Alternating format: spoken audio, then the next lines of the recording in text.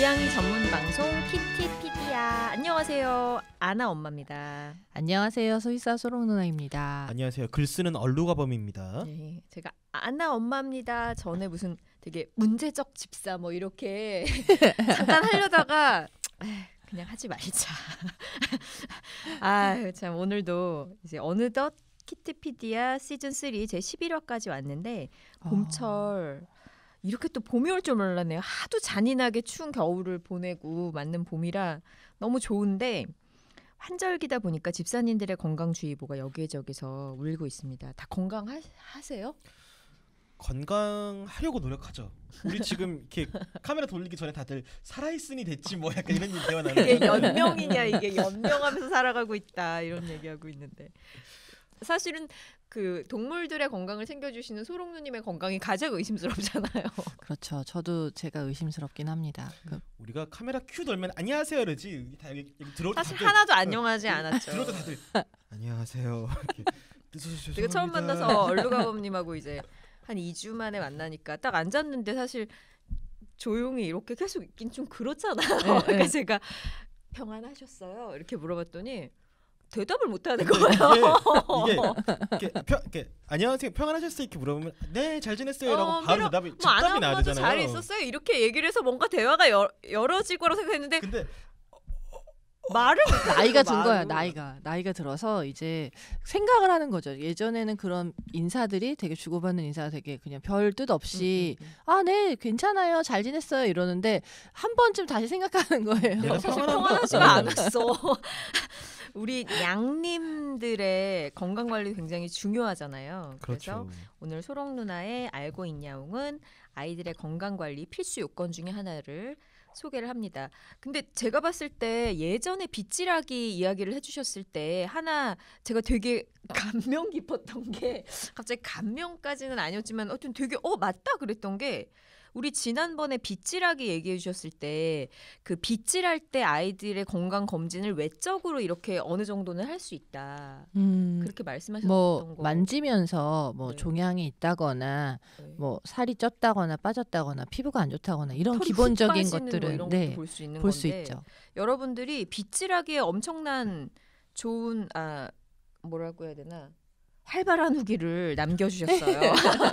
뇌세포 파괴 때문에 이렇습니다. 여러분 정말 죄송해요. 6개월 단어가 전 생각이 안 나고 6개월 전만 해도 이렇지 않았어요. 근데 아무튼 되게 작지만 쉽게 집사가 할 수 있어서 그랬던 건지 많은 분들이 되게 관심 있게 들어주셨나 봐요. 그래서 그거 여러분들이 얘기해 주신 것들 다 소개를 해드리고 싶어요. 네이버 오디오 클립으로 하찬은님 하찬은님 오늘은 1년에 한 번 있던 보강 예방 접종 날이었는데요. 오랜만에 병원 가는 거라 긴장하며 갔는데 털 상태 오케이, 이 상태도 오케이, 귀 안도 깨끗하고 관리 잘하셨다고 건강 칭찬받고 왔습니다. 박수. 이게 다 키티피디아 덕분이에요. 감사합니다. 저희 아이 잘 크게 도와주셔서 정말 감사합니다. 진짜 보람 있네요. 정말 꾸준히 잘 들어주시면 저희가 열심히 또 해볼게요. 또 네이버 오디오 클립에서 그 강소님 의견도 되게 너무 웃겼어. 이거 갑자기 응. 빵 터졌네. 나 이걸 읽다가요. 쉐드킬러 사용할 때 잡아 당기는 느낌의 약간 이런 느낌의 죄책감이 100만 번 드는데 사랑빗이라는 게 있다니 당장 구매하러 가야겠어요. 가실 필요 없어요. 인터넷으로 주문하시면 됩니다. 그죠?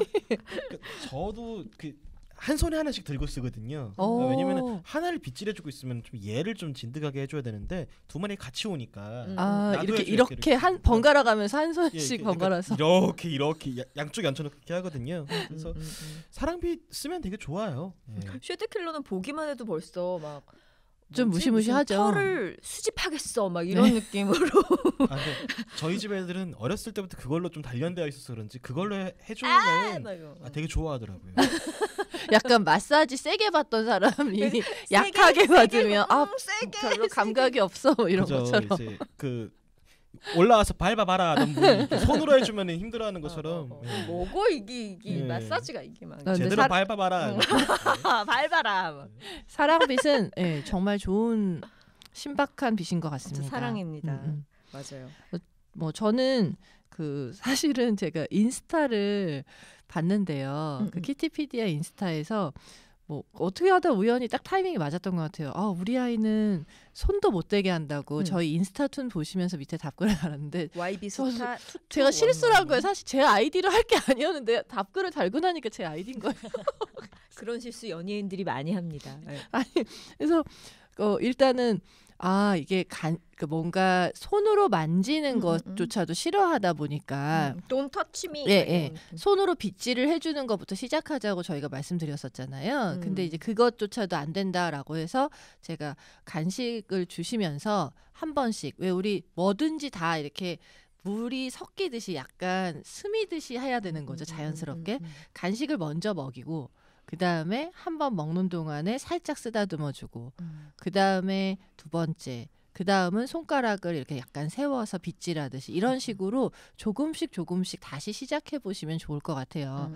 일단 목표가 드러나지 않게 그러니까 내가 이걸 할 거야라는 목표가 처음부터 드러나면 교묘하게 고양이님들은 싫어하십니다. 그렇기 때문에 드러나지 않게 교묘하게 천천히 시작하시면 될 것 같아요. 저는 진짜 효과 봤던 게 저는 뭐 사랑빛도 없고 쉐드킬러도 없고 그냥 다에서 왜 1,000원짜리 그것도 되게 발 모양으로 돼 있는 구두소를 이건 디지털이 분명히 막 디지털 돈모라는 것만 확인하고 1,000원 주고 산 거잖아요. 그게. 네네. 근데 그거를 왜 소롱누님이 이거는 이렇게 하기 되게 좋은 거예요 하면서 좀 손으로 가까이 그려쥐고 더 약간 힘을 줄 수 있게끔 더 힘을 받을 수 있게끔 해서 왜 저는 그냥 빗으로 전체적으로 이렇게 쓰다듬어 주듯이 빗어줬는데 그때 소롱누님이 알려주신 대로 더 짧게 잡고 픽픽 이렇게 더 파워풀하게 했더니 정말 깜짝 놀랐던 게 이틀 만에 또 밍크가 된 됐어요. 거예요. 아니 더 비싸게 팔 수 있는 밍크가 됐더라고요 제가. 아니 막 윤기가 그냥 앉아 있는데 막 보이고 막 심지어 얘네들이 제가 이제 사람 그걸로 우리 고양이들한테 너무 효과를 봤으니까 제가 제 머리에도 뭔가 좀 해주고 싶어가지고 독일에서 멧돼지 털로 만든 빗을 갖고 왔어요. 그래갖고 그냥 테이블에 앉아 있을 때 한 번씩 이렇게 빗으면 침대 밑에 아나를 피해서 숨어있던 키아라도 튀어나오고 그냥 제가 슥슥 소리 자체가 걔네들한테 벌써 너무 이제 즐거운 일이 있다는 게 그래서 키아라 해주면 아나가 슬며시 줄을 서고 아나 해주면 또 다시 끝낸 녀석이 또 다시 줄을 서서 저기서 기다리고 이런 식이에요. 그래서 되게 보람이 있거든요. 그냥 테이블에 앉아있으면 항상 걔네들이 여기에 이렇게 딱 오늘 스킨케어 오픈 됐다라는 그런 느낌으로 앉아있는데 뭐랄까 되게 보람이 있어요. 제가 뭔가 되게 기여하고 있는 것 같아요. 그들의 삶에. 그리고 약간 그게 있어요. 그러니까 아이들하고 막 활발하게 놀아줄 만한 기력이 없으신 분들은 빗질이 아이들 스트레스 해소에 되게 좋아요. 사실 그쵸? 진짜 제가 그러고 있거든요. 그래서 저도 이제 밤늦게 집에 들어가면 기력이 없지. 일단 내가 집까지 들어오는데 기력을 놨으니까. 근데 애들은 또 이제 막 하루 종일 기다렸으니까 연명만 하고 있는 상태에서 어떻게 이거를 놀아달라 이러면서 계속 그러잖아요. 근데 막 놀아줘도 애들이 스트레스 다 안 풀렸으면 이제 그냥 한 손에 빗 하나씩 들고 있으면 계속 쓰다듬어 주고 있으면 애들이 이렇게 침을 흘리면서 좋아해요. 이렇게 그래 그러면서 침을 흘리면서 계속해 막 이런 느낌. 그러니까 빗질도 이게 뭐 처음에 이제 이거를 하기 싫어하는 애들도 있지만 이렇게 차근차근 조심스럽게 접근을 해서 습관이 되고 나면은 그죠. 뭐 되게 교감한다라는 느낌도 있고 또 집사도 좋고 뭐 아이들도 좋고 그리고 우리가 봄처럼 환절기에는 더 많이 해주는 게 좋은 게 털이 많이 빠지잖아요. 맞아요. 저도 지금 빗질 뭐 이틀에 한 번씩 해준다고 하고 있는 온 방 안에 그래도 아직도 털이 이렇게 둥둥 떠다니니까. 네, 맞습니다. 그 YB스타님, YB스타 2211님, 그러니까 이분이 이렇게 생각하시면 될 것 같아요. 그러니까 저희가 얘기하는 이 빗질로 모든 교감을 할 수 있고 마사지도 할 수 있고 이런 게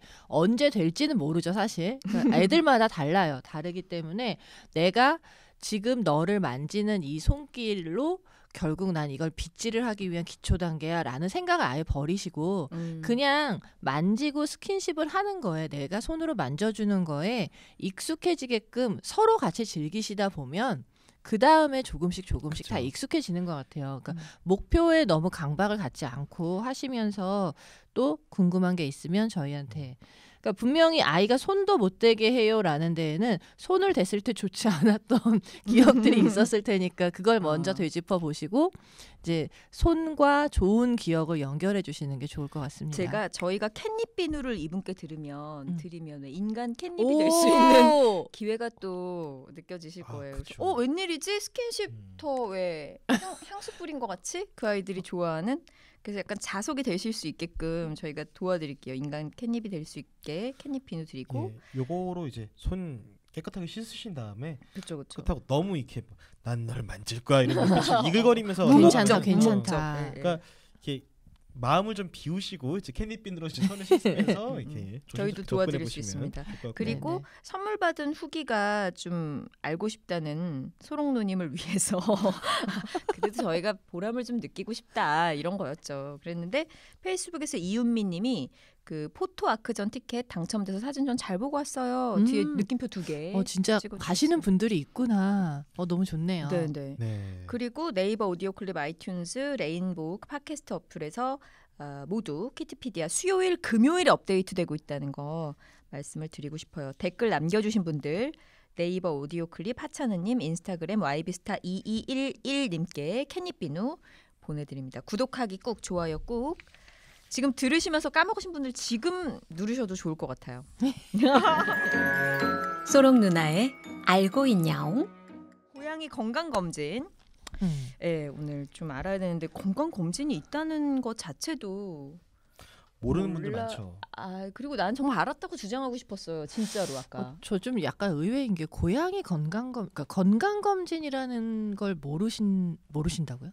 아니 전 진짜로 그 우리 키아라가 계속 막 기침하던 시절에 그러니까 1년 전에 너무 고민이 돼갖고 집 앞에 있는 데 가서 검사했었어요. 네네. 그게 저는 건강검진이라고 생각했던 게 피 검사 받았고 그렇지 그 중성화 수술하기 전에 우리 또 건강검진 받는다고 소위 수술 전에 사람도 뭐 CT 뭐 하여튼 여러 가지 찍잖아요. 그런 것처럼 건강검진이 필요하다. 그래갖고 네네네 해야죠 하고서는 했던 게 건강검진이라고 생각했죠. 보니까 피 검사했던 것 같고 시간이 좀 걸려요. 기다려주세요 했던 게 피 검사 때문에 그랬고 뭐 폐 사진 같은 거 찍었던 것 같고. 저 같은 경우는 이제 얼룩이를 길에서 만나서 아이를 데리고 온 거니까 데리고 올 때 그때 이제 근처의 동물병원에서 건강검진을 한번 받은 적이 있었고 그런 다음에 그 소롱누나 병원으로 데리고 가면서 그때 다시 한번 그 뭐 기본적인 것들을 좀 체크를 했던 기억이 있어요. 네. 그래서 그 피 검사 엑스레이 전부 아니었어요 혹시? 처음에 그 처음 병원에서? 피 검사 엑스레이하고 항체 검사하고 뭐 애 그 다른 질병 같은 것들이 있는지도 간단하게 보긴 했었어요. 그래서 뭐 아주 디테일하게 본 건 아닌데 네네. 약간 그런 거인 것 같아요. 이게 사람도 건강검진을 제대로 보려고 그러면 한도 끝도 없이 그렇죠. 검사할 게 늘어나는데 간단하게 보려 그러면 그 국민건강보험공단에서 그렇죠. 나라온 피 검사하지 피 검사 거기서 그거만 가서 기본적으로만 하고 오잖아요. 네. 그러니까 사실 저도 이렇게 돈을 잘 버는 게 아니어서 매년 그거만 하는데 스스로에게는 저희가 연명도 지금 하기가 그러니까. 어려워서 이렇게 살고 있는데 기력이 없어서 빗질밖에 못 해주는데 그나마 네. 굉장히 럭셔리한 삶을 이어가고 계신 것 같아요. 타마맘님이 건강검진을 하신 적이 있다고 네. 진술해 주셔서 저희가 진짜 정말요? 막 이러면서 깜짝 놀랐는데 큰 아이하고 작은 아이 둘 다 건강검진 받으셨는데 네. 막대한 금액을 거의 사용하신 것 네. 같았지만 금액을 좀 이따 물어보겠습니다. 예. 일단 이 건강검진이라는 거는 아플 때 내가 얘가 설사를 해요 이러면서 병원에 가는 그런 개념이 아니라 아프지 않은 상태에서 그 아이의 건강을 지금 현재의 상태를 체크하기 위해서 가는 경우가 이제 해당이 되는 거고요. 아니면 아까 그 얼룩이처럼 새로 이제 입양을 하게 됐을 때 아이의 건강 상태를 체크한다거나 아니면 뭐 간단하게 뭐 아나나 키아라 같이 그 뭐 호흡기가 안 좋은데 이번에 간 김에 호흡기도 체크하지만 다른 상태들. 그러니까 내가 지금 불편한 그 증상 외에 다른 건강 상태들도 같이 체크를 한다는 걸로 보면은 그것도 이제 건강 검진 될 수 있는 거죠. 제가 생각하는 그 건강 검진은 사람도 조기에 건강 검진을 하면 좋은 점이 조기에 질병을 발견할 수 있다는 거잖아요. 특히나 동물들은 그 뭔가 증상을 디테일하게 이렇게 좀 미약한 증상들은 호소하지 않아요. 어깨가 뻐근한 것 같아. 뭐 속이 얼얼한 것 같아. 난 이렇게 좀 메스꺼운 것 같아. 이런 식의 우리가 말로 표현할 수 있는 것들은 아이들은 할 수 없기 때문에 대부분 통증이 생긴 후나 증상이 드러난 뒤에 오는 경우가 많거든요. 그랬을 때는 좀 사실 시기가 늦는 경우가 많아요. 그래서 네, 그러면 건강할 때 해야 된다라고 말씀을 하시는 게 사람하고도 거의 뭐 비슷하니까 저희가 회사에서 정기적으로 건강하다 그렇죠. 하더라도 12월부터 3월 안에 해 이러면 해야 되는 거예요 저희가. 네네. 그런 거 같은 뭐 거는. 그런 식으로 일정한 기간을 두고 그러니까 뭐 1년에 한 번, 뭐 2년에 한 번, 뭐 아픈 아이들은 뭐 또 몇 개월에 한 번씩 이렇게 정기적인 검진을 하는 게 사실은 가장 바람직하고요. 이게 이제 조기에 발견이 되면 제때 진단도 되고 치료가 되는 건 물론이고 또 그 약물과 식이요법으로 좀 질병이 있더라도 그 진행 속도를 좀 늦출 수 있으니까 사실 조기 발견은 굉장히 중요한 것 같아요. 대다수의 뭐 개나 고양이들이 대부분 이렇게 얘기를 해요. 그러니까 12살, 13살 정도 됐을 때 병원에 오는 경우가 많거든요. 이게 첫 번째 처음 이제 병원을 내원하는 경우도 상당히 많아요. 뭐 그럴 때 이렇게 얘기를 하시죠 다들. 우리 애는 지금까지 아픈 적이 없어요 라고 얘기를 하는데 사실 가전제품처럼 냉장고 13년 썼는데요 한 번도 AS 받아본 적이 없어요 이런 얘기 그러니까 느낌이에요. 뭐 비유가 좀 좀 다르지만 어쨌든 그런 느낌이죠. 그러니까 왜냐하면 그때까지는 아플 일이 별로 없어요. 이제 나이가 들면서 어떤 신체 기관들이 노화가 되고 하면서 좀 떨어지는데 그 나이가 들어서 어떤 아이들은 심장이 먼저 아픈 아이들도 있고 콩팥이 먼저 안 좋은 애들도 있고 뭐 티는 안 나지만 간에 뭐 약간의 종양들이 있는 아이들도 있고 이런 것들이 있을 수 있는데 이거를 겉으로는 전혀 드러나지 않기 때문에 아이가 건강해 보이더라도 뭐 10살 이후에는 뭐 검진을 한번 해본다던가 이런 거를 이제 건강검진을 하는 이유라고 볼 수 있는 거죠. 그러니까 사실은 저희도 40 넘어가니까 꼭 대장 검사를 하라 그러고 뭐 이런 거죠. 생애 뭐 어쩌고저쩌고 해서 아주 기분이 안 좋았거든요. 근데 그런 것처럼 말씀하신 대로 노령묘인 경우에는 뭔가 그래도 이때껏 괜찮았어요 할 일이 아니라 그래도 뭐 몇 살 이상부터는 이런 거를 좀 기본적으로 그 할 때 그냥 저 병원 가니까 그냥 피 검사하고 엑스레이 찍고 얘 가세요 하면 가는 줄 알았지 저희가 더 요구할 수 있다라고는 생각을 못 했었거든요. 그래서 그런 것들 좀 똑똑하게 집사들이 그래도 저희 아이 이런 거 좀 더 해주세요라고 또 얘기해 줄 부분이 있으면은 좀 체크가 되면 좋을 것 같아요. 제가 오늘 이제 기본 항목을 먼저 좀 소개를 해드릴게요. 사실 건강검진 이러면 돈을 많이 들여야 되는 검진이라고 생각을 해요. 하지만 뭐 꼭 돈을 많이 들이지 않고도 기본적인 검사들은 할 수 있어요. 뭐 예를 들면 사실은 고양이가 미용을 하는 경우도 있고 어떤 경우는 병원에 잘 안 가는 경우가 주로 많겠지만 일단 신체 검사도 검사의 항목이에요. 촉진 말씀하시는 그렇죠. 거죠? 그러니까 눈으로 먼저 보는 거. 눈꺼풀에 뭐 눈곱이 껴 있는지 아니면 눈을 뭐 찡긋찡긋하진 않은지 뭐 귀는 어떤지 입은 어떤지 뭐 다른 데는 어떤지 그러니까 눈으로 먼저 보는 거 그걸 시진이라고 하고요. 그다음에 만져보는 거 촉진도 이제 진단을 하는 방법 중에 하나고 또 청진을 하는 거죠. 뭐 청진기 그러니까 애들이 병원에 가게 되면 일단은 눈으로 보고 만져도 보고 머리부터 발끝까지 그리고 청진도 하고 그다음 냄새도 맡아요. 예를 들면 뭐 치주염이 있다거나 이런 경우는 구내염이 있는 경우는 입 주변에서 냄새가 심하게 날 거고 또 신부전이 있는 애들도 요도증 때문에 몸에서 암모니아 냄새가 나거든요. 그런 경우도 있고 이런 것들도 있고 또 하나 근데 이제 이런 것들이 다 검사 항목 중에 하나일 수 있는데 진단을 하는 문제는 고양이기 때문에 이런 게 굉장히 원활하지 않은 거예요. 그렇죠. 네. 도망가고. 사실은 의사가 자 이제 눈으로 보는 것까지 하는데 애들이 병원이 낯선 애들은 고양이 입장에서 눈으로 쳐다보고 머리부터 발끝까지 훑고 있으면 그 사이 이제 점점 화가 막 올라오시니까 안 되는 거고 만져보는 건 더더욱이 좀 어려울 수 있고 그래서 이 시진과 촉진은 집에서 하시는 게 좋아요. 꼼꼼하게 이렇게 머리 뭐 목욕을 한다던가 빗질을 한다던가 아이의 눈곱이 어떻다던가 그러니까 뭔가 좀 그렇게 해서 적어서 가져가는 것도 나쁘지 않고 사진을 찍어서 가져가는 것도 나쁘지 않고 그러니까 이 역할을 그 수의사가 해줄 수 없는 부분들이 아이가 좀 친숙한 아이가 아니라면 그 뭔가 친절한 성격이 아니라면 이거를 병원에 가서 막 후다닥 하는 것보다는 이걸 다 좀 보호자분들이 하시는 게 집사들이 해주는 게 제일 좋고 냄새를 맡아서 진단하는 것도 평소에 할 수 있죠. 그러니까 제가 말씀드린 것처럼 입 주변에서 냄새가 나지는 않는지 그 다음에 뭔가 그 암모니아 냄새가 있어요. 그 특유의 냄새가 있는데 어쨌든 뭔가 몸에서 냄새가 나는지 얼굴 주변에서 냄새가 나는지 귀 주변에서 냄새가 나는지 이런 것들은 집에서 충분히 확인할 수 있는 거라고 생각을 해요. 이런 기본적인 신체 검사도 건강검진의 항목의 하나거든요. 그렇게 하고 그 다음에 이제부터 이제 병원에 가게 되면 건강검진을 시작하기 전에 그냥 가서 건강검진 해야 돼요 이렇게 하지 말고 기본적인 질문들을 아마 하실 거예요. 수의사분들이 뭐 밥은 뭘 먹나요? 뭐 그 식사는 몇 번이나 하나요? 물은 얼마나 먹나요? 뭐 이런 것들에 대한 기본적인 거를 쭉 적어 가셔도 괜찮고 아니면 그 질문에 대해서 내가 질문할 것들 혹은 질문에 대해서 좀 구체적으로 고민을 해보는 거예요. 물은 얼마나 먹어요? 글쎄요. 많이 먹나?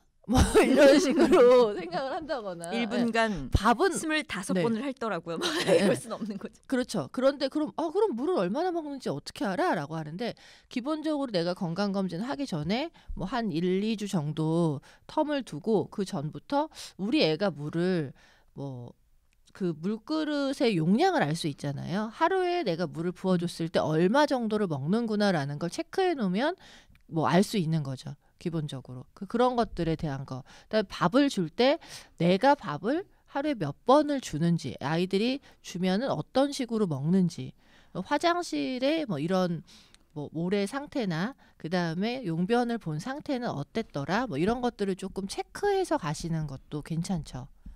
그렇게 해야 기왕이면 비싼 돈 들여서 건강검진 하는데 그런 건 할 수 있는 게 좋은 거고 또 이제 그렇게 한 다음에 아마 머리부터 발끝까지 건강검진을 한다고 하면 체온을 재는 것도 그리고 피부의 털을 뽑아서 현미경 검사를 한다거나 뭐 귀에 있는 분비물을 가지고 현미경 검사를 한다거나 그다음에 눈을 검안경을 가지고 검사를 한다거나 귀 속을 거미경을 가지고 본다거나 그 변을 조금 채취해서 분변 검사를 한다거나 소변을 채취해서 한다거나 하는 것들 모든 게 다 기본적인 검사 항목이에요. 사실 여기까지는 비싼 비용이 들지는 않아요. 근데 이제 소변을 뽑는 것도 방광에서 천자를 하는 경우가 있고 사실 그게 가장 깔끔하기는 해요. 근데 애들이 이제 막 요동을 치니까 너무 그게 스트레스를 받아 하는 아이들은 또 그러니까 천자를 하려고 소변 검사를 하려고 딱 그 초음파대 위에 누우면 놀래서 오줌을 싸버리는 애들도 있기 때문에 그런 경우에는 소변을 받아오시는 분들도 있어요. 어떻게 받아요? 뭐 몇 가지 방법이 있는데 그 뭐라 그러지? 그 베개 안에 들어있는 왜 속빈 그 빈 플라스틱 같은 그런 거를 넣어서 모래 대신에 놓고 그 다음에 그거 머리 좋다. 흡수가 안 되니까 이제 소변을 채취하는 경우도 있고요. 그런 식의 다양한 방법들이 있어요. 아니면 빈 화장실에다가 앉혀서 싸게 하는 분들도 있는데 죽어도 안 싸시는 분들이 있죠. 펠렛 같은 경우에는 밑에 약간 소변이 고이기도 하죠. 근데 펠렛보다는 그런 아예 검사 진단용으로 따로 사실 외국에서는 팔아요. 근데 그걸 우리가 이제 쓰기가 어려우니까 이제 그걸 수입할 수 없다면 그걸 구매할 수 없다면 이제 저는 생각한 게 그걸 정확하게 모르겠어요. 뭔지 아시죠? 이렇게 전에 얼루가범님이 손가락에 끼우는 강정? 그쵸. 그런 거, 그런 거 같은 거를 잘게 잘라놓은 거. 빨대를 잘게 자른 거 같은 그런 느낌이라고 보시면 돼요. 베개 속에 그런 거 있는 거 네네. 있어요. 그런 식의 맞아. 거를 넣어서 이제 소변을 채취할 수 있는 거죠. 그렇게 해줄 수도 있고 일단은 여기까지가 이제 기본적인 검사들이고요. 좀 더 우리가 이제 사실은 눈으로 보지 못하는 겉으로 드러나지 않는 것들을 보기 위해서 실험실 검사를 하게 되는 거예요. 뭐 대표적인 게 나 흔히 알고 있는 혈액 검사. 혈액 검 검사를 하는 거는 뭐 여러 가지 이유가 있겠죠. 내가 무슨 소리 하는 거지? 죄송해요. 큰 위로가 되네요. 선생님도 뇌세포가죠. 오늘 아니, 여기 근데 공기가 이상한가? 아니 사람이랑 똑같은 거죠. 저희도 혈액 검사 하니까 네, 네. 그 실험실 검사 하잖아요. 그러니까 사실 우리가 되게 힘들어 그거. 건강 검진 한다라고 생각하면은 제일 먼저 떠오르는 게 혈액 검사이긴 하잖아요. 네. 피검사, 피검사. 그거라면은 되게 여러 가지 수치들이 이렇게 나오니까 소변 검사, 피 검사. 네. 그렇죠. 네. 여기까지가 이제 기본적인 검사고 좀 더 구체적인 이제 실험실 검사를 한다면 가장 많이 알고 계시는 혈액 검사, 그다음에 방사선, 그리고 초음파 검사나 뭐 심장 초음파도 그렇고 혈압을 체크하는 것들도 있을 수 있고 뭐 내시경을 한다거나 CT, MRI까지 갈 수 있는 거죠. 네, 혈액 검사는 아주 크게 기본적인 혈액 검사는 두 가지로 나뉠 수 있어요. CBC라고 하는 혈구 검사.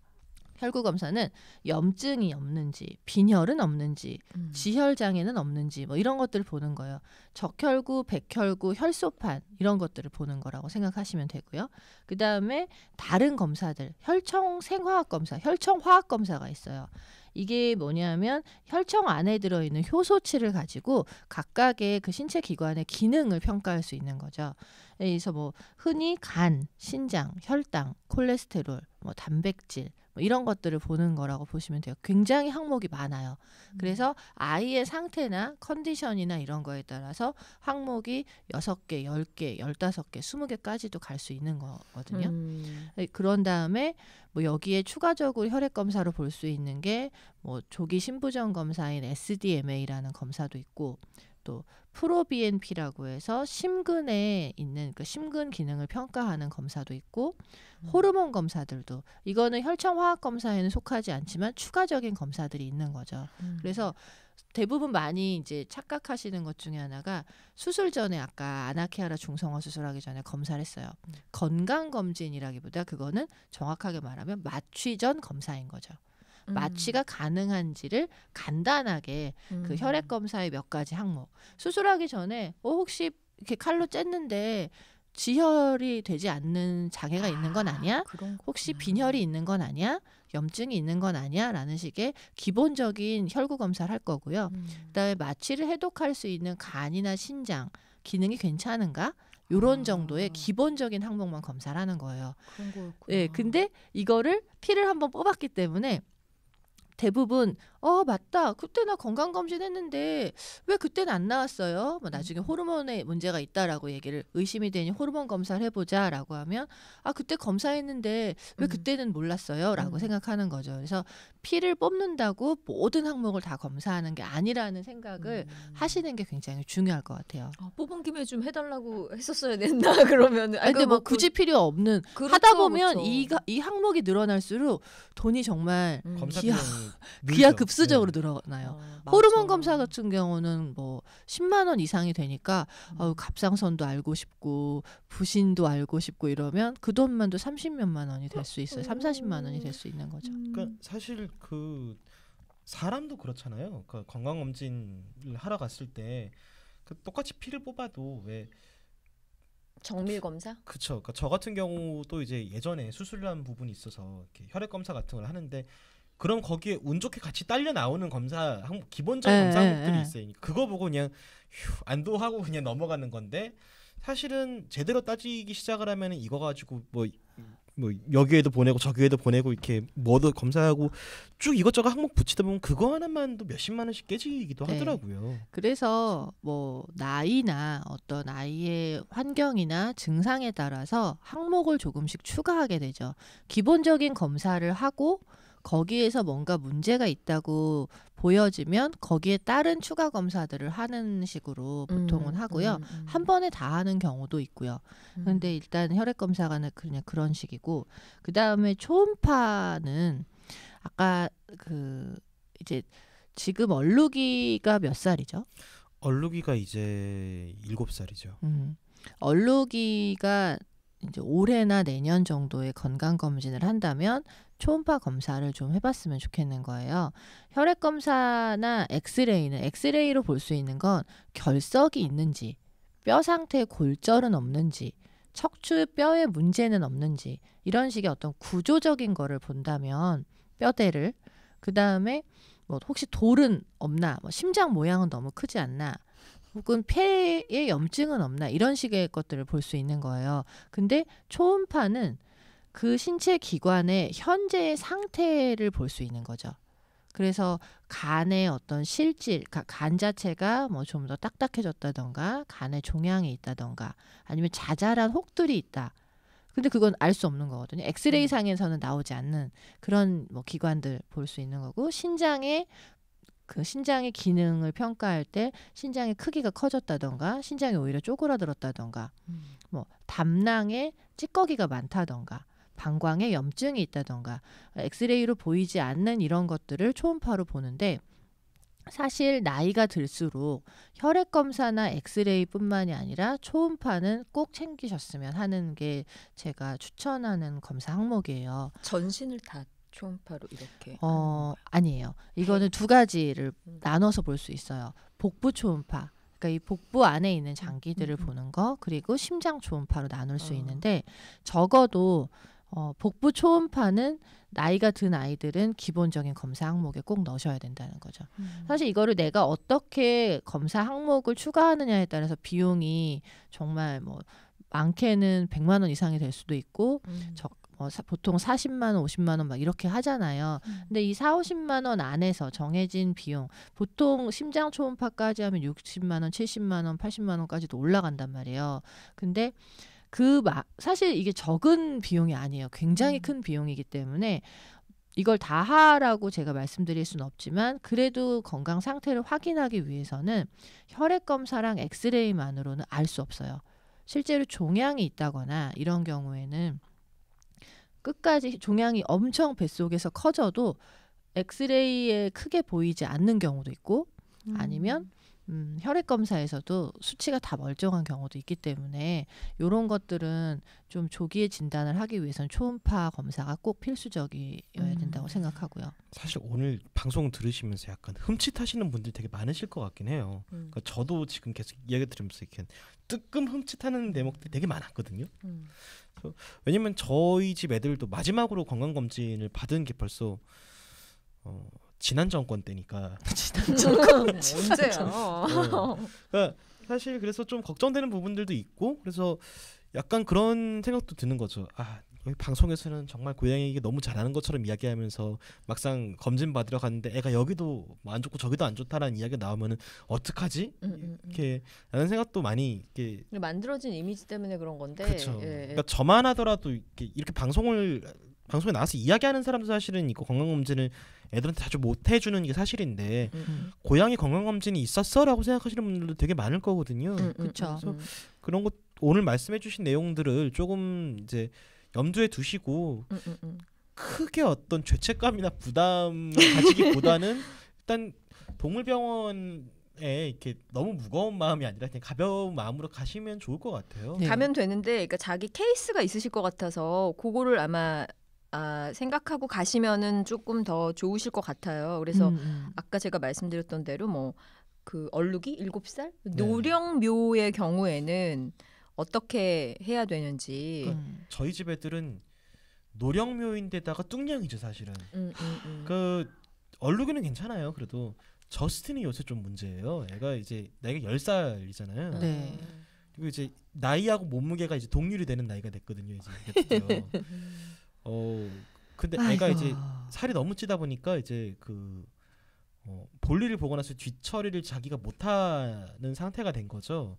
그래서 이제 제가 조금 더 신경도 많이 써줘야 되고 약간 그런 상황이 됐는데, 이렇게 좀 노령의 뚱냥이인 경우에는 뭐를 좀 중점적으로 봐줘야 될까요? 왜냐면 병원에서 수의사 선생님들이 오히려 추천을 못 하실 수가 있어요. 그 말씀하신 대로 이거 하나에 15만 원인데 이렇게 복부도 하셔야 되고요. 뭐도 하셔야 되고, 이렇게 오히려 먼저 제안하시기 어려울 경우에는 내가 다녔던 병원에서 그냥 습관적으로 계속 피 검사하고 엑스레이 찍었으면 다 됐다 이렇게 생각하고 집에 오고 할 수 있어서 약간 알고 가야 될 것 같아요. 아닌가요?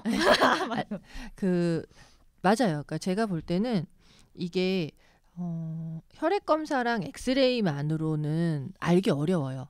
특히 나이가 들수록 오히려 저는 내가 혈액 검사랑 엑스레이를 늘 해왔다면 꼭 초음파 검사는 굉장히 그냥 일부러 보호자분들이 병원에 가서 저희 아이 복부 초음파를 꼭 봐주세요라고 얘기하셔야 된다는 거 잊지 말고 이게 굉장히 중요한 건 혈액 검사에서 수치상의 이상이 생기기 전에 아이의 상태를 알 수 있는 거기 때문에 조기에 어떤 신체 기관의 이상을 감지하는 데에는 가장 중요한 검사 중에 하나예요.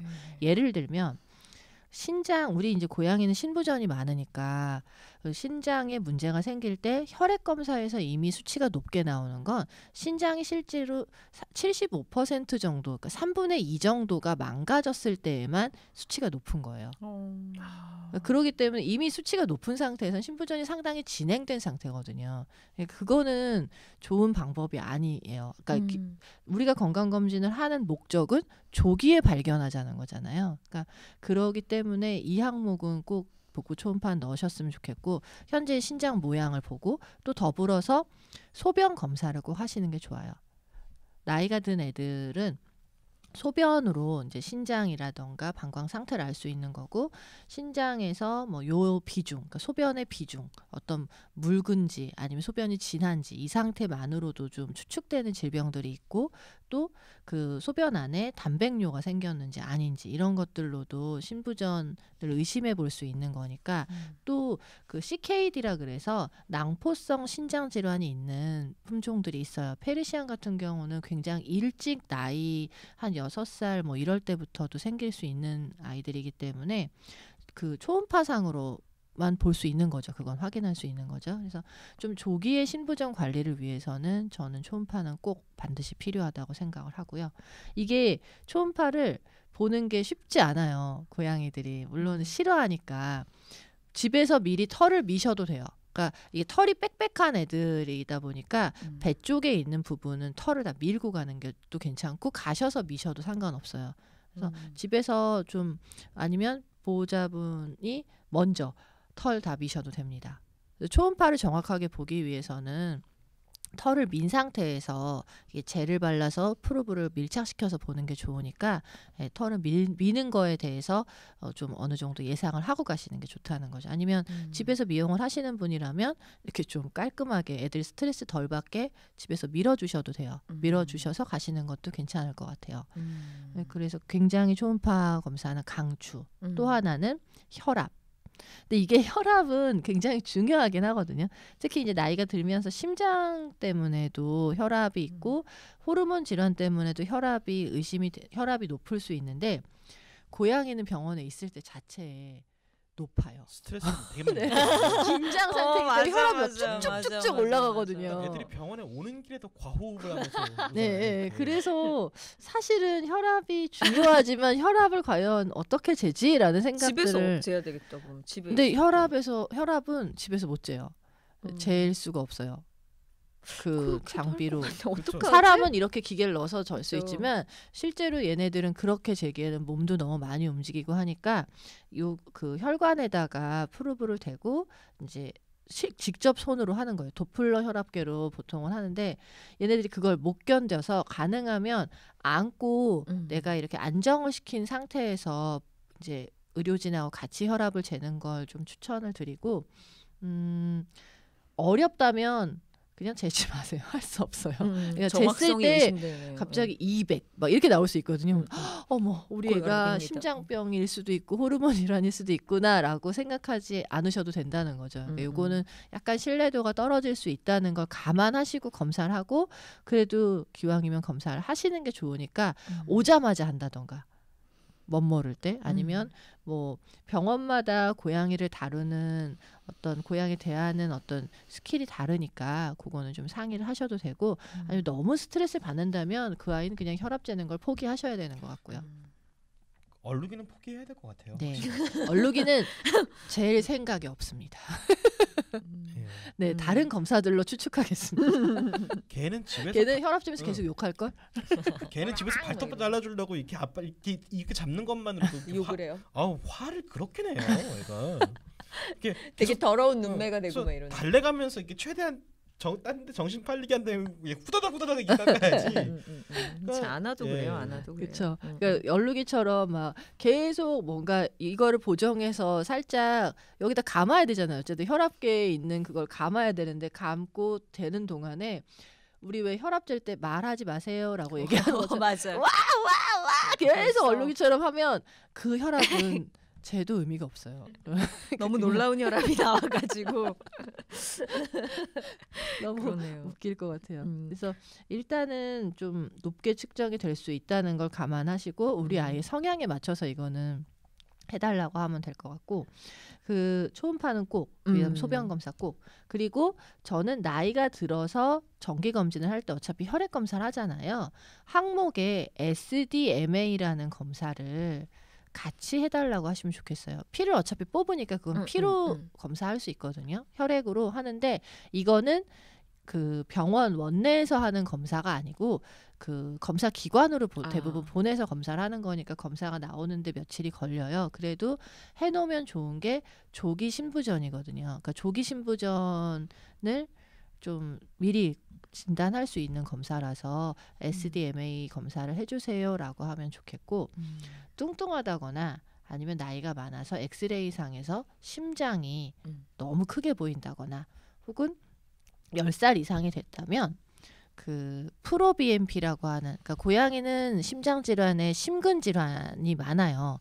그래서 그 심장의 근육 상태를 좀 알 수 있도록 하기 위해서 프로BNP라는 검사를 같이 혈액을 채취했을 때 체열했을 때 같이 검사를 할 수 있게 미리 검사할 때 저는 이런 검사를 같이 했으면 좋겠습니다. 그럼 아기가 한 번에 고생하지 않으니까 그렇게 하는 것도 나이가 든 애들은 좀 추천을 드립니다. 맞아요. 그 특히나 저희 집 애들이 물을 많이 먹긴 하는데 그래도 애들이 나이가 들면은 가장 먼저 걱정되는 게 사실 신장이잖아요. 그러니까 그냥 마냥 우리 집 애들은 물을 잘 먹으니까라고 안심할 수만은 없는 노릇이라 사실 이렇게 뭐 조기 신부전이랄지 심근 상태 검사 이런 검사의 이름들을 알고 이제 부탁을 드릴 수 있는 이런 지식이 좀 있으면은 집사분들도 병원 가실 때 조금은 이렇게 알고 이제 요청할 수 있어서 좋을 것 같아요. 수의사 선생님들이 깜짝 놀라실 것 같아요. 그 SDMI 뭐 이런 거 추가해 주시고요. 이러면은 막 이러면서 SDMA. SDMA. 근데 추가해 주시고요라는 말보다는 저희가 이런 게 있다던데 이런 건 어떨까요라고 얘기하시는 게 좋죠. 왜냐하면 제가 아무리 이런 얘기를 한다고 해도 아이의 상태를 제가 보지 못했기 때문에 가셔서 저 고양이 방송에서 들었는데요. SDMA랑 프로BNP 검사를 해주세요라는 말은 굉장히 저는 예의가 아니라는 생각도 들어요. 그러니까 그 의료진에게는 뭐라고요? 제가 분명히 들었어요. 제가 키티피디아에서 들었습니다. 막 이러면은 그러면 좀 아니다.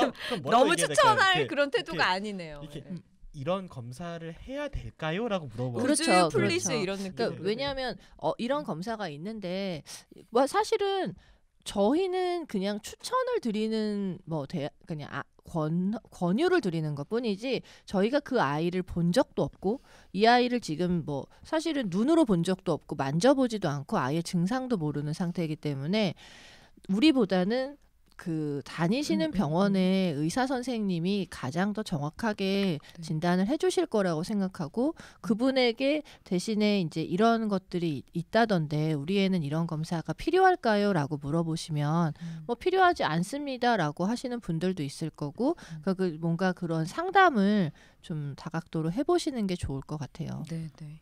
사실 많은 부분이 좀 이제 사람하고 비슷한 부분이 그렇죠. 있는 것 같아요. 그러니까 모든 걸 다 사람으로 치환할 수는 없지만은 왜 사람도 왜 그냥 다 사람처럼 생각이 되는 지금 건강 검진 그러니까 보니까. 그거 있잖아요. 왜 아침 방송 같은 데서 왜 그 홍삼이 몸에 좋대라고 하면은 왜 내 체질에 맞는지 안 맞는지 이게 필요한지 아닌지 안 보시고 물어보고 꼭 그 전문의와 상담 후에 복용하시라고 마무리되잖아요. 그런데 사람들이 뭐 좋다 그러면은 그냥 무조건 그것도 넣어주세요 이렇게 얘기하잖아요. 그렇죠. 근데 그런 게 내 몸에는 안 맞거나 필요가 없는 것일 수 있는 것처럼 저희가 말씀드리는 모든 검사들을 뭐 이렇게 이걸 꼭 넣어주세요 뭐 방송에서 들었어요가 아니라 이게 필요한가요라는 거는 꼭 이제 소롱 누나 말씀하신 것처럼 이렇게 상담을 필요하다면 통해서 하고 앞에 괄호 열고 괄호 닫고 필요하다면 이것도 좀 해주시면 어떨까요? 각각의 검사에 대해서 의사 선생님들마다 견해는 조금씩 다를 수 있어요. 이거는 어디까지나 그냥 저의 개인적인 견해인 거니까 이게 절대적일 수 없고 저보다 더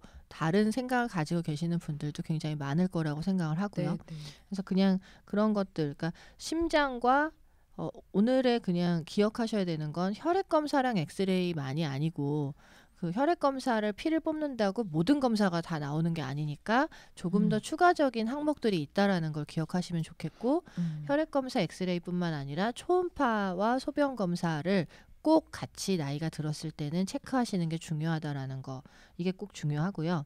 그다음에 뭐 아이가 아까 왜 그 얼룩이랑 저스틴도 물을 많이 먹는다 그랬잖아요. 식욕이 없으면 걱정을 하죠, 사람들이. 식욕이 없고 아이가 물도 잘 안 먹는 것 같고 이러면 걱정을 해서 병원을 가는데 식욕이 너무 좋고 물도 많이 먹고 그러면 별로 걱정을 안 하시는데 사실은 이것도 좀 체크해 봐야 되는 거예요. 아이가 점점점 음식에 대해서 좀 지나치게 집착을 한다거나 음식을 너무 탐하는 경우도 질병일 수 있어요. 저도 질병이에요. 저희 애들은 몇 년째 질병을 예를 들면 그 내분비 질환 중에 갑상선 기능 항진증은 고양이들 나이가 든 애들이 굉장히 많이 걸리거든요. 근데 이 그 증상 중에 식욕이 좀 비정상적으로 증가를 하고요. 많이 먹는데도 근데 살이 안 쪄요. 근데 물도 많이 먹고 오줌도 많이 싼단 말이에요. 뭐 이런 것들도 있을 수 있고 또 물을 많이 먹고 소변을 많이 보는 증상 중에 당뇨도 있어요. 고양이 당뇨도 굉장히 많거든요. 사람도 그렇잖아요. 네. 그래서 이게 좀 그리고 당뇨도 쉽게 배고파하고 자꾸 더 먹으려고 하기 때문에 그냥 잘 먹네 요즘에 뭐 이렇게 하고 또 갑상선 기능 항진증 중에는 굉장히 점잖게 잘 지내던 아이가 갑자기 막 뛰어다니고 우다다 막 하고 밤에 막 뛰어다니고 아웅아웅 막 이러니까 얘가 진짜 되게 활발해졌네 이러면서 좋아하시는 분들도 있단 말이에요. 사실 이게 질병일 수 있다라는 생각을 하고 만약에 그런 것들이 있다면 가셔서 선생님한테 상담을 하시면서 우리 애가 갑상선이나 아니면 다른 검사들을 좀 더 해봐야 되지 않을지 그것도 한번 체크해 주세요라고 한다면 검사 항목에 추가를 할 수 있는 거죠. 여러분 저처럼 이렇게 그 이야기만 듣고 혼자서 이렇게 진단을 끝내시면 안 되고요. 꼭 병원에 가셔야 됩니다. 네. 아니 그리고 나도 병원에 가야 될 것 같다는 생각이 왜 계속 드는 거지? 우리 고양이도 그렇지만. 밤에 혹시 우다다 하세요? 저는 많이 먹고 많이 먹어요. 아니요, 많이 먹기만 하네요. 살 안 찌시니까. 네, 그렇지 문제네요. 병원 가셔야 되겠네. 아나 키아라 키울 때 제가 아나 같은 경우에는 데리고 왔을 때 피부병이 있었잖아요. 네네. 그래서 그거 가서 이제 뽑아갖고 현미경 그 검사했었던 거가 생각이 났고 키아라 같은 경우에는 그 제가 집 앞에 있는 굿모닝 동물병원 이런 데 많이 다녔어요. 여기도 다니고 여기도 다녔는데 아무도 저한테 그리고 기침이 너무 심해가지고 제가 너무 걱정이 돼가지고 몇 번을 갔는데도 그냥 약을 처방해주고 끝났거든요.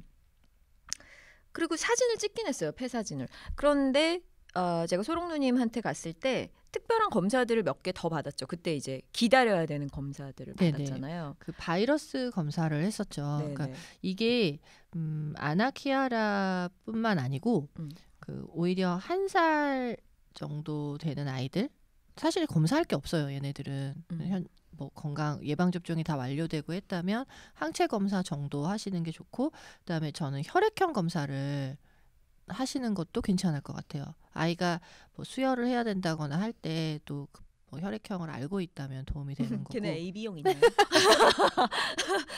혈액형 너무 궁금하다 갑자기. 그런 것도 있고 뭐 그런 혈액형 검사는 사실 뭐 선택적일 수 있지만 저는 바이러스 검사는 새로 입양을 하는 아이거나 아니면 뭐 내가 아이를 키우기 시작했을 때 접종을 마치고 난 이후든 이전이든 새로 들어왔을 때는 검사를 해보는 걸 좀 추천을 드려요. 특히나 아기 때는 괜찮아요. 아기 때는 한 살 정도 됐을 때 건강검진 항목에 그냥 넣어두시면 되는데 그 나이가 든 아이나 아니면 길에서 길냥이를 입양을 하시거나 아니면 나이가 든 아이를 뭐 내가 둘째로 들인다거나 할 때에는 이 아이의 건강 상태에서 바이러스의 대다수의 아이들이 바이러스 질환을 갖고 있는 애들이 많잖아요. 잠복 상태로 갖고 있는 애들이 있으니까 그거를 파악하고 들어가시는 게 낫지 않을까 싶어요. 근데 제가 그걸 안 해가지고 사실은 아나한테도 너무 미안한 게 키아라가 호흡기 병을 갖고 있다라는 걸 게다가 초기에 잡아주지도 못했고 애가 막 거의 막 먹을 거 다 토하 막 그 소리를 제가 들을 수가 없을 정도로 한 1년 내내 고생하는 거를 방치했다는 게 되게 기분이 너무 죄책감이 있었고 또 하나는 멀쩡한 아나까지 분명 전염이 됐을 게 분명한 상황인 거예요. 우리 키아라를 들였을 때 제가 그거를 잘 예방해주지 못해가지고 그래서 저는 이게 되게 후회스럽고 이걸 진작에 알았었어야 됐던구나. 왜냐면 가까운 병원에서는 사실상 그 아이의 기침을 누르는 정도의 약을 줬던 것 같고 지금 생각해 보면 그때 초반에 그 약만 먹고 괜찮아지니까 뭐 의사 선생님이 괜찮다고 했으니까 하고 그냥 가만히 있었지 않고 진작에 그 호흡기 검사를 바이러스 검사 그거를 받았었으면 키아라가 왜 좀 더 지금도 기침하거든요. 네네. 그러니까는 그러지 않았을 수 있었을 텐데 맨날 지금 네뷸라이저 사고 네뷸 용액 받고 막 그러거든요. 진짜 고생 많이 하거든요, 키아라. 조기에 발견을 해서 치료를 하면 조금 덜 할 수는 있는데 사실 이게 뭐 위로가 될지는 모르겠지만 굉장히 많은 아이들이 허피스를 가지고 있기 때문에 아무튼 그런 식으로 복잡한 것에 오히려 더 연루가 되니까 여러분들이 좀 알면 사실 진작에 아이도 좋고 나도 덜 고생하고 몸고생 마음고생 또 비용으로 고생하는 것까지 다 생각해보면은 미리미리 하는 건 전 되게 추천하고 싶은 마음이 들어요. 예. 네.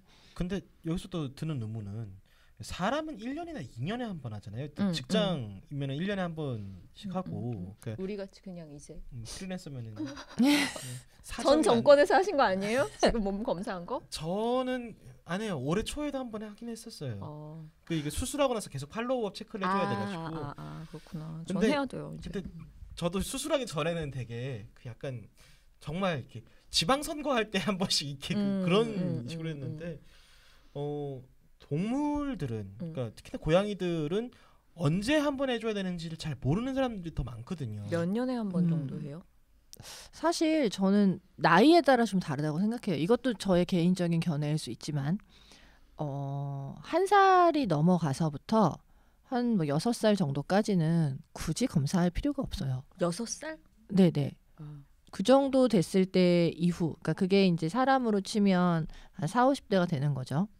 그때 이후가 되면 그때부터는 이제 좀 6, 7살 이후부터 검사를 하는 게 맞고 맞다는 것보다는 6살 이후부터 검사를 이제 좀 꼭 고려를 해야죠. 필요하다고 생각하는 거고요. 그렇지 않고 사실은 제일 바람직한 거야 1년에 한 번씩 검진을 하는 게 가장 좋긴 하겠죠. 하지만 모든 사람들이 그렇게 할 수는 없으니까 필요하다는 거예요. 저는 이제 최소의 상황들을 얘기하는 거고 오히려 그 처음에 아기 때는 비용이 들어갈 일이 별로 없어요. 한 7, 8살 될 때까지는 열심히 그 건강검진할 비용을 열심히 모으세요. 애들 사료 사고, 그러니까 뭐 그런 거 외에 다른 것들을 좀 적금을 들어서 목돈을 만들어 두셔야 아이들이 7, 8살 이후에 꼭 들어가는 비용들이 계속 생겨요. 그때부터는 사실 1년에 한 번씩은 건강검진을 하시는 게 맞다고 생각해요. 보통 강아지의 경우는 제가 아무리 늦어도 10살이라고 얘기하는데 고양이는 조금 더 일찍 시작해야 된다고 생각을 하거든요. 네, 그렇게 생각해서 뭐 최소 8살 이후부터는 1년에 한 번씩은 해야 될 것 같고 조금 더 나이가 들어서는 이제 만약에 문제가 있다. 얘는 뭐 비장에 문제가 있네요. 간에 문제가 있네요. 혹은 신장에 문제가 있네요. 이러면 2개월, 3개월마다 아마 병원에서 정해주는 그런 간격에 맞춰서 검진을 하게 될 거예요. 2개월, 3개월이 사람으로 치면 1년에 한 번 정도인 꼴이라고 생각하시면 되죠. 그렇기 때문에 저는 그냥 뭔가 질병이 있을 땐 그거에 대한 추적 검사를 정기적으로 하는 게 필요하고 전체적인 검사는 그걸 하는 동안에도 그 전체적인 검사는 1년에 한 번씩은 해주셨으면 좋겠어요. 가끔 이런 경우가 있어요. 신부전 진단을 받았어요. 그래서 계속 신장에 대한 기능 평가만 하는 거죠. 몇 개월에 한 번씩 병원에 가지만 나머지들을 보지 않는다면 나이가 어느 정도 들면서는 콩팥 이외의 다른 신체 기관들도 문제가 생길 수 있거든요. 근데 그걸 놓쳐버리는 경우가 있어요. 그래서 병원에 자주 간다고 해서 우리 아이가 모든 검진을 다 받는 게 아니기 때문에 요구를 하셔야 되는 거죠. 기왕 자주 가는 아이라면 청진도 해주세요. 뭐 다른 것들도 좀 봐주세요. 이렇게 하는 게 필요하다고 생각해요. 이 부분이 참 어려운 이야기죠. 비용. 타마맘님이 그래도 경험치로 얘기를 해주셨어요. 예. 네, 그 둘째 드릴 때 타마맘님이 이제 하셨는데 아기는 한 40에서 50만 원 드셨다고 하셨고 첫째는 한 70만 원에서 80만 원이 드셨다고 얘기를 하셔서 저희가 정말 막대한 금액이구나.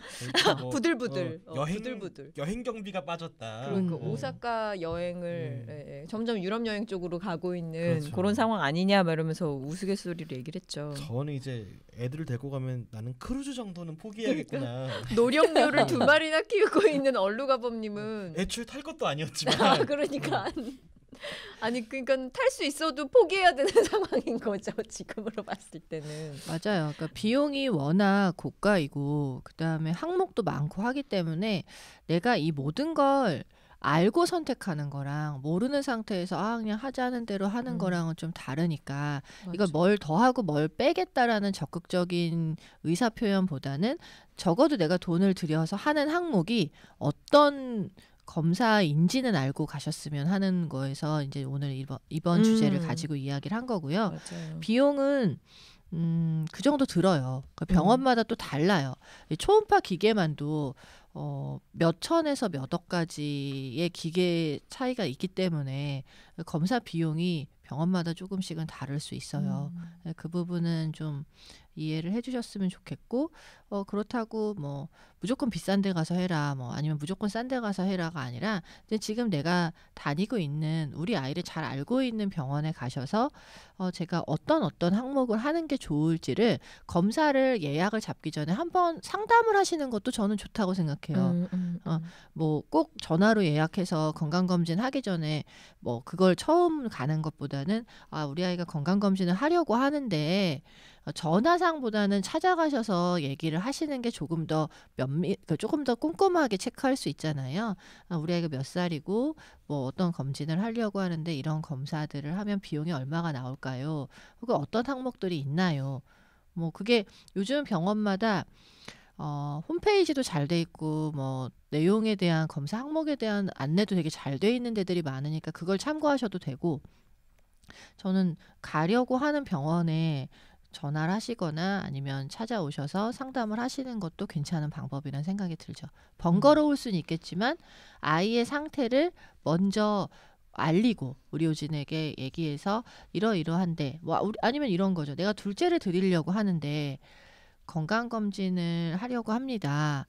그러면 사실 의사 입장에서도 이것도 어디까지는 저의 개인적인 생각이에요. 의사 입장에서도 난 오늘 이 아이를 처음 봤는데 굉장히 그냥 형식적으로 이렇게 딱딱딱 정해진 그런 틀에 맞춰서 할 수 있잖아요. 근데 그것보다 나는 조금 더 디테일한 검사를 한다거나 그런다면 한번 찾아가셔서 얘기를 하시는 것도 저는 괜찮다고 생각을 해요.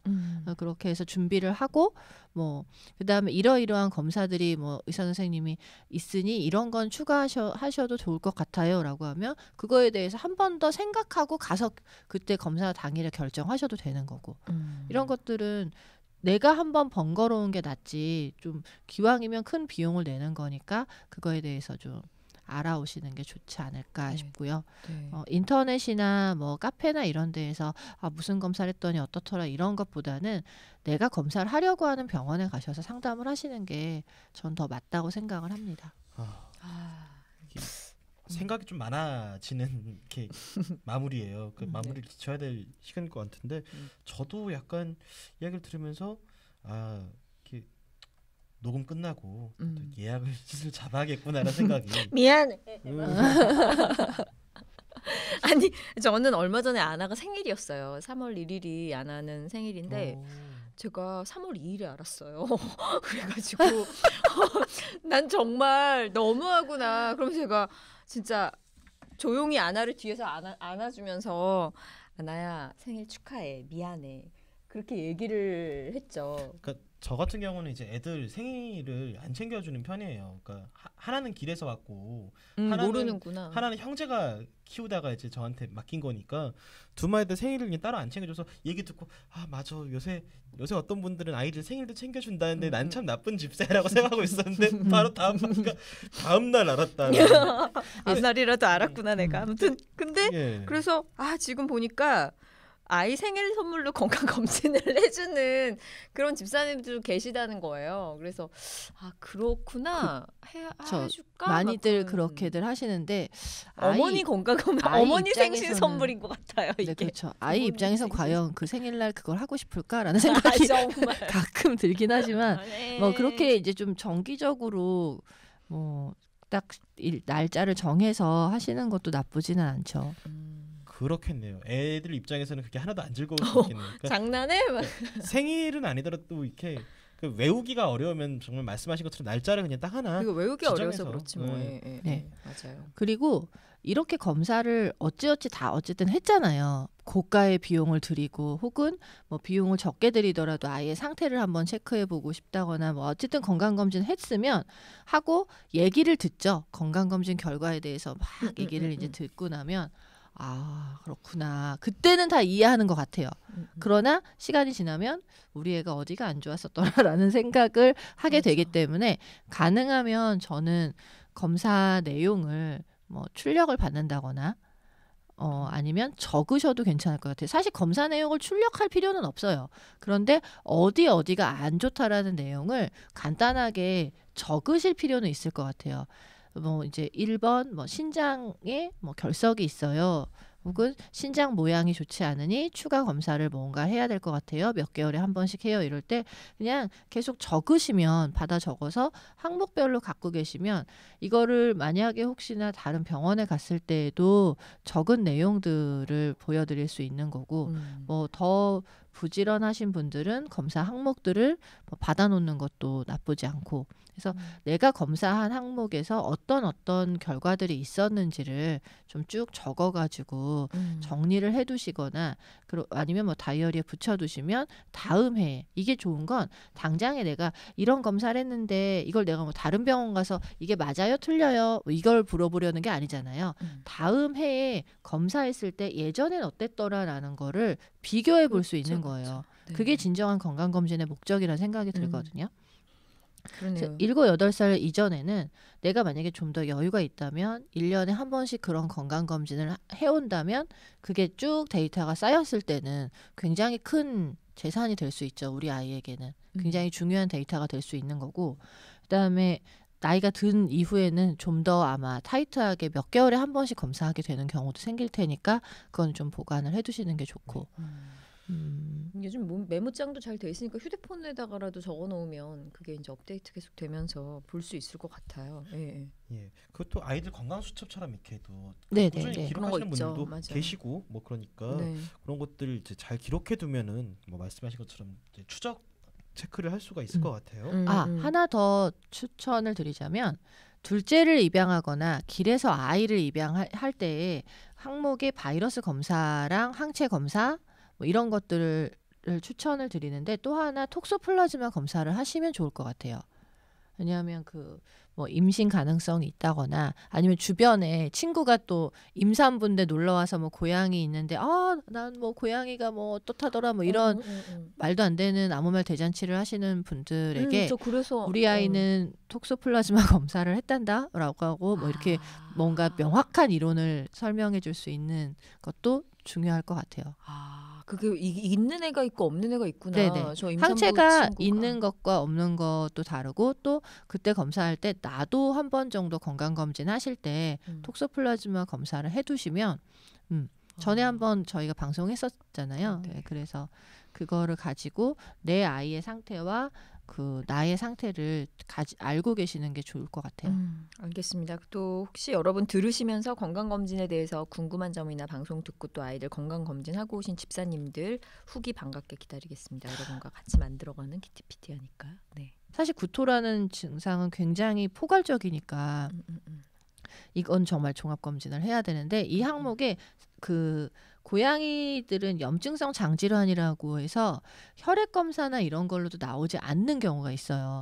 초음파에 뭐 봤는데 소장이 부어 있다거나 위가 부어 있다면 또 다르게 운 좋게 발견이 되기도 하지만 그렇지 않은 경우는 검사 항목에 다 검사했는데 왜 나오는 게 없어가 근데 아니라 계속 토해. 네, 그럴 땐 내시경을 해서 생검을 하는 것도 방법이에요. 우리도 왜 계속 위가 안 좋거나 장이 안 좋으면 내시경을 하잖아요. 그러니까 그것도 중요한 검사 항목 중에 하나라는 거. 근데 이걸 다 할 수는 없어요. 한 번에 다 할 수 없으니까 차근차근 플랜을 나눠서 하는 게 중요하다는 거. 자, 여러분들 그 건강검진에 대한 여러분들의 후기 기다리고 있습니다. 카카오톡 플러스 친구로 들어오시고 네이버 오디오 클립, 아이튠즈, 또 CBS 레인보우 어플을 통해서 들으시면서 또 후기 남겨주실 수 있어요. 페이스북, 인스타그램, 유튜브에서도 다양한 방식으로 들어오실 수가 있습니다. 길이 여러 가지가 있어요. 키티피디아 검색하시면 뜨면 글로 들어가면 되는 거잖아요. 예, 거기서 얘기하시면 됩니다. 우리 제작진들이 최대한 다양한 곳에서 여러분들 만나뵈려고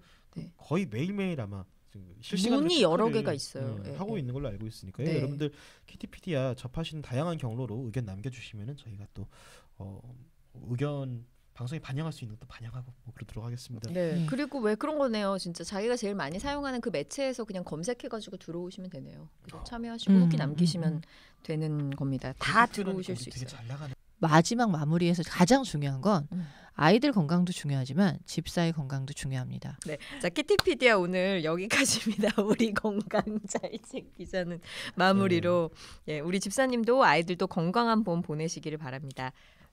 뭉클하게 인사드리는 짠하게. 조금 이렇게 봄맞이에 좀 지출이 좀 있더라도 집사도 건강검진, 고양이도 건강검진을 받으면서 어떤 그렇게 좀 개운한 마음으로 봄을 좀 시작해 보면 어떨까? 일단 눈물 닦고 저희는 눈물 닦기 위해서 여기서 인사드리겠습니다. 다음 주까지 모두 안녕. 정말.